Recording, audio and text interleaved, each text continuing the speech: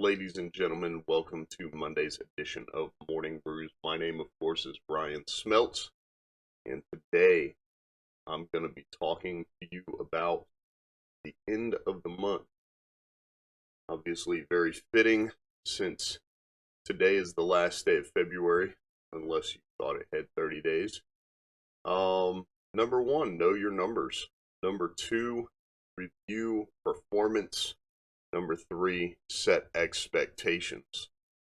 So anyone who has been in business for themselves or run a business for any amount of time knows the importance of knowing your numbers. I will tell you specifically in my industry and basically with us having to build an app to keep track of everything, submit reports, and pull those numbers. We haven't always been able to basically take a look at numbers on different levels. So we were always able to see, for example, the first way we took a look at numbers was we would see how many shipments we sent out and what numbers were being reported back that were received. So it's kind of like we had to rely on a third-party system, one that could potentially have deficiencies. Then, when we got a handle on it, I was able to have the person doing the boxing, which is basically the final step, submit reports based off of how many boxes and how many per box. And with those reports, we were able to compare numbers based off of what we sent out the door and what was being reported as received, which was nice because we were able to kind of see if there were deficiencies, find out why there were deficiencies,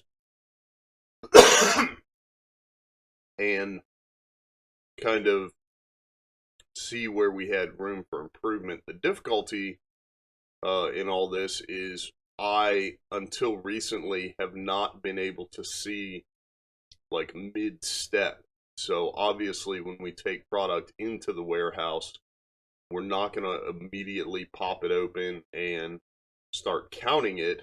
So the count takes place the first time we put our hands on it, and there was no system in place to see what those numbers look like until about a week or two into January. So this is actually the first month where I'm going to be able to take a look at numbers on three different levels and kind of compare and contrast. It's also going to help me determine efficiency and productivity over the course of a month.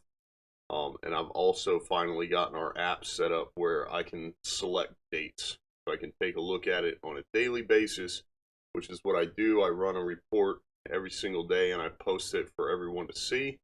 And then a weekly basis if I want to, and then a monthly basis as well. So I'm pretty excited for the end of the month to see what those numbers look like. Like I said, this is the first time I'll be able to do it and kind of break it down on that level. But obviously from a sales standpoint, all those numbers are easily gathered, recorded, and reviewed, unless unless you're dealing with a physical in-person sale and all cash transactions, then maybe you have to manually record those. But most sales have some sort of POS attached to them, or accounting software that automatically gathers and sorts all that data. So that'll be pretty easy for us. And usually, we do look at sales on a monthly basis, but a quarterly basis is really going to tell us a better picture of which direction we're headed and what adjustments we need to make. So super excited to take a look at the numbers at the end of today to know exactly where we sit as a team, who is doing well, where there is room for improvement. So number two, review performance. Anybody who knows me knows I was in the military and knows that basically monthly growth and guidance counselings are a thing in the military. If you were a non-commissioned officer, then you had quarterly counselings, which factored into your annual review or your NCOER. And that's how people get better. So if I don't ever talk to my guys and tell them where they sit, what they can do to improve, what they are doing well, and what they should keep doing, then they don't have any feedback. So they don't know really what they can do to kind of set themselves up for success within the company, or if they need to make adjustments. So I try to communicate that, if there is an incident, whether someone does exceptionally well on a given day, maybe they put up an awesome number, and I want to not only address that, but possibly take a look at how they were able to pull off such a great number. Then I'll do it immediately. The same goes if someone is outrageously late with a lack of communication, or a no call, no show, and I have to reach out and track them down, then we might be holding a different conversation. But reviewing performance immediately, I believe, is important, but doing it as well on a monthly basis to sit down and break down the monthly performance of individuals, and just to kind of let them know where they're at and what they can do to improve over the course of the next 30 days. So I do that very similar to how we did in the military. I guess the difference is I'm not using a form.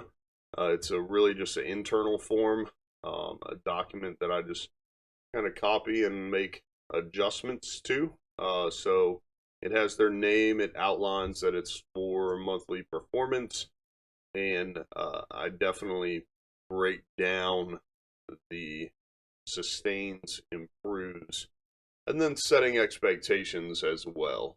I think it's important that if we as a company are doing well or doing poorly, if we as a company have a specific area we need improvement on, maybe we are shifting our focus or adding to our focus over the course of the next 30 days. I think that's important to communicate to those on the team. So that monthly performance review is definitely a place where I would set those expectations on an individual basis, and then setting expectations in general, that can be for yourself. So making goals, adjustments, and kind of transitioning, as well as setting expectations with the team based off of where the company's at, where you see the company going, and what you guys want to accomplish as a team. So I kind of outline those at the end of the month. I make sure I have all my ducks in a row. And then, of course, during those monthly reviews with the guys, I'll cover the expectations that we have as a team for the coming month. So make sure, as far as your expectations for your company and for yourself, as far as they go, that you make necessary adjustments so you can kind of manage your own expectations. Maybe you set a goal for the month and you're not really hitting that goal.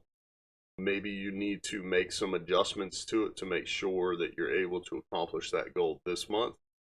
Then make sure you do that. So once again, your expectations are properly managed, as well as being able to manage everyone else's expectations. So that's all I have for you today. As always, if you have gained anything from this episode, if it has been of any value to you whatsoever, then be sure to leave us a 5-star review. Stay tuned, as this week we are recording, so we have a ton of fantastic business owners and episodes for the Business and Brew Show coming up. Until then, my name is Ryan Smeltz. I'm your host on Morning Brews, and you can go ahead and subscribe wherever you listen to podcasts. Tell your friends to subscribe as well, and I will see you on tomorrow's episode.